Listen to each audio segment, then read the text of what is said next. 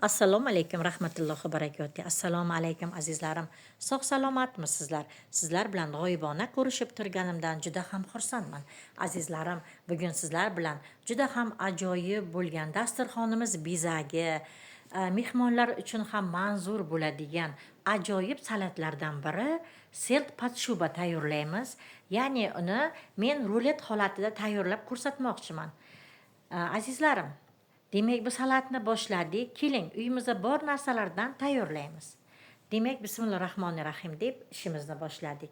Mana ko'rib turganlaringizdek 4 dona tuxumga tuz solib qaynatishga tayyorlab qo'yapman. Mana lavlagi, maydagina lavlagilardan 4-5 donagina kartoshka, sabzi, mana shu masalliqlar ketadi. Mayonez, bir donagina piyozdan foydalandim.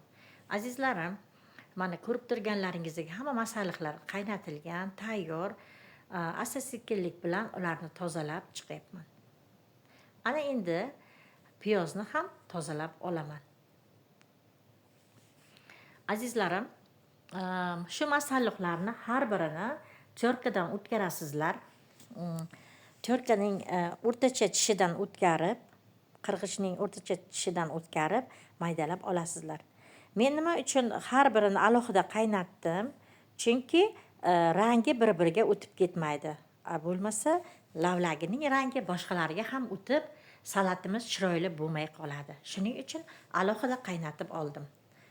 Mana ko'rib turganlaringizdek har biriga tuz sepib, asta-sekinlik bilan mana shunday holatda aralashtirib olaman.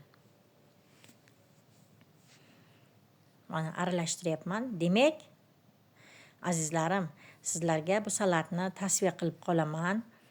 Albatta tayyorlab ko'ring. Ayniqsa baliqxo'r uyimizdagilar uchun juda ham ma'qul bo'ladi. Ta'mlari bir-biriga o'tib, juda ham mazali bo'ladi azizlarim. Mayonezlar hali solamiz. Albatta tayyorlab qo'ying, sizlarga tavsiya qilib qolaman. Mana ko'rib turganlaringizdek, piyozni ham maydagina qilib to'g'rab oldim.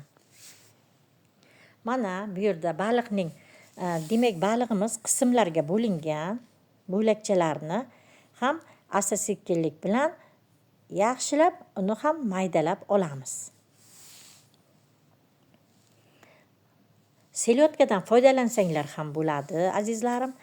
Selyotkaning lekin asta-sekinlik bilan tozalash kerak. Uni qiltiqlari bo'ladi. Bu tayyor. Demak, azizlarim, hamma masalliqlarimiz tayyor.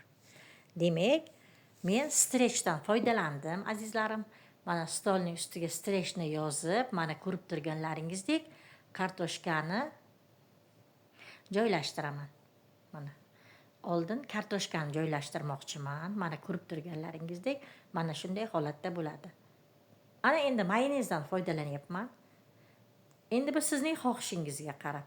Mayonez juda yaxshi ko'rsanglar, ko'proq qo'shing. Agar salgina kam xohlasanglar, kamroq surtib chiqasizlar. Mana mayonez bilan surtib oldik kartoshkani ustidan. Ana endi baliqlarimizni ham surtib olyapmiz. Mana ko'rib turganlaringizda joylashtirdik. Demak, baliqlarimizni ham joylashtirdik. Asta-sekinlik bilan mana ko'rib turganlaringizdek piyozimizni maydalanganini ham ustidan, baliqning ustidan joylashtirdik. Ana endi azizlarim, tuxumni ham qirg'ichdan o'tkazib olganman. Uni ham asta-sekinlik bilan joylashtirib chiqdim. Yana ustidan mayonez, mana ko'rib turganlaringizdek mayonez surtib chiqyapman. Ana endi sabzining ustidan, mayonezning ustidan sabzi, uni ham mana ko'rib turganlaringizdek joylashtirib chiqdim. Ana yana endi mayonezni ham yaxshilab surtib chiqdim.